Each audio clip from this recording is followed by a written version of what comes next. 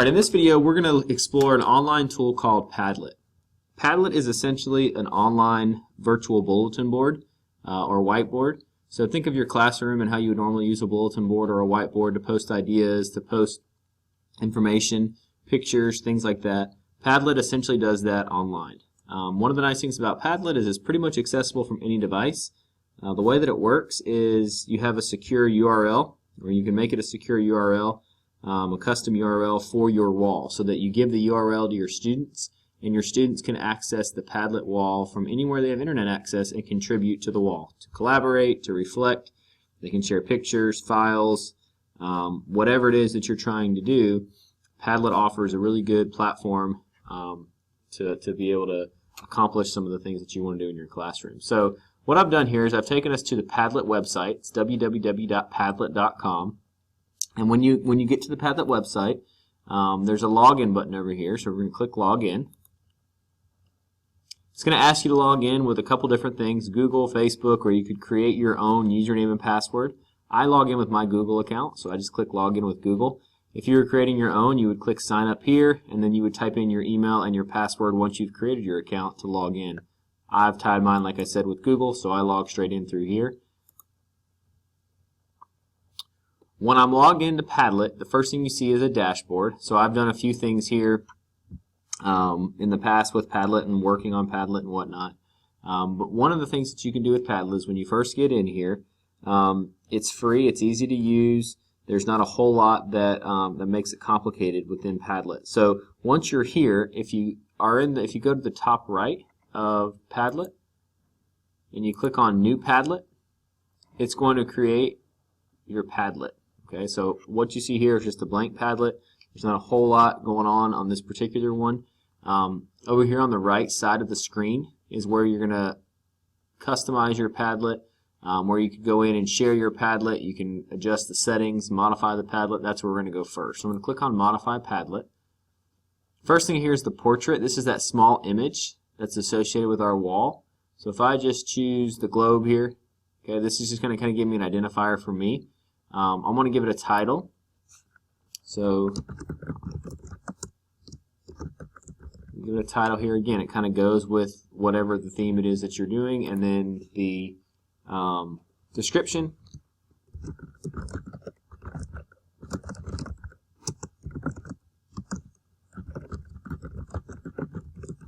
Okay, so I've got my title, I've got my description. From there, I can click over here and choose the wallpaper. This is going to be the background information, the background image. As you can see, you could add your own.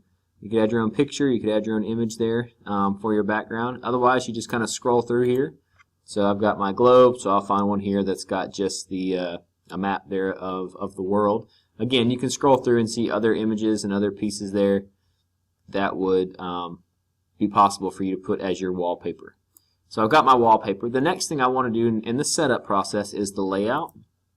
So basically what happens here is when things are posted to the Padlet, they're typed responses, they're files that would be uploaded. You've got different ways that they can be posted to the Padlet. So freeform would be posts that can be put anywhere. Stream are where they're more in order. There's one, like there's a post here, then a post there, so they're one below the other. The grid format would be more of like a boxy style grid format where the posts are squared up. So you've got those different options. I'm prone to the stream just because I like it to kind of be in order. It's kind of in chronological order as to when they were posted, a little bit more organized. But again, you have those options. The next section here is privacy. So inside of privacy, you can go in and you can make this Padlet completely private. So for you and only people that you give access through email, you could have it password protected. It could be a hidden link. So in other words, they can't search for it online.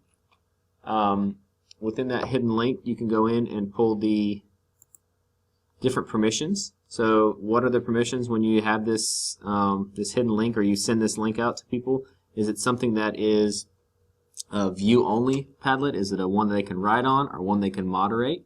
Moderate meaning they could go in and approve posts that would require that moderation.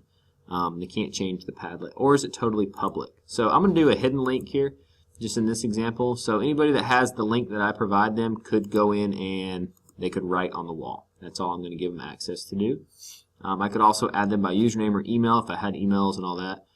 The way that I've used it the most successfully has been the hidden link, where you just give them the link and then they can go in there and access it. Down here in the privacy concerns, so if you check this box here, then it says that posts require approval by a moderator. So right now I'm the only moderator before they show up on the Padlet for other readers. So in this case, if I have students or I have users that are posting to the Padlet, once they post, it would come to me first. I would have to approve that. Again, depending on your situation, that may be a useful tool. For this example, I'm just going to leave it off because we're not sharing this out with anybody else in this example. Notifications, I could send me an email or have Padlet send me an email once somebody is posted on the wall. That's part of that notification. Here's the address. So I could use this address, or I could pick a unique address. So I may call this globe. And so the URL that I would send would be padlet.com/ and then it would be my username and then whatever it is I specify. So I'm going to pick that one just as an example, and now you can see here that my URL has changed. So I'm just going to copy that just so I would have that. This is what I would want to send out to those that I want to join the wall. Or I could just post it in my class. I could send it out in an email, post it up on the board, whatever. And then here, the copy button is where you could make copies of the Padlet once you're done, and then finally you have the delete key. I also want to highlight this share and export button here. You can share and export these Padlets once they're created out. So you could export them as a PDF, an Excel file, an image, a CSV. You can email this out. You could print it out as well. You can also go in and embed this code into your website so that your Padlet actually lives on your website. So people could get on there and edit and provide examples and text and all kind of information there. You can also mobilize. So in other words, the QR code here, I could post this QR code in my classroom, and once the students scan it, it takes them to this link. So those are just some of the basic setups of the Padlet. I want to show you now actual use of the Padlet. Very, very simple. No matter if it's from a device, a mobile device, or a computer, I'm just going to click anywhere on the Padlet that I want to edit. And when I do that, you'll notice this little box pops up, and now I give my post a title. So this is where I would recommend, being pretty specific with students as to how you want the format to be. So maybe it's going to be their name. So they put, post 1 and their name there, and then they actually write something. So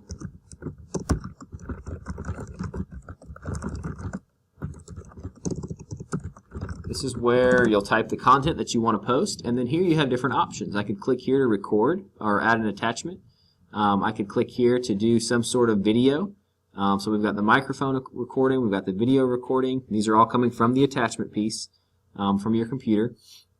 I could go in and add a camera, just a still image, or if I want to add a file. So from there, now as I'm kind of posting on my own wall here, but if I had others that they could click and they could post and they could add stuff to the wall.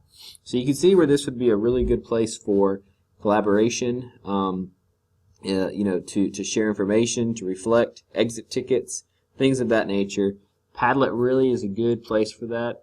You don't have to have students don't have to have an account to post on the wall. Completely up to you. If you want students to create their own account, they can, but it's not necessary.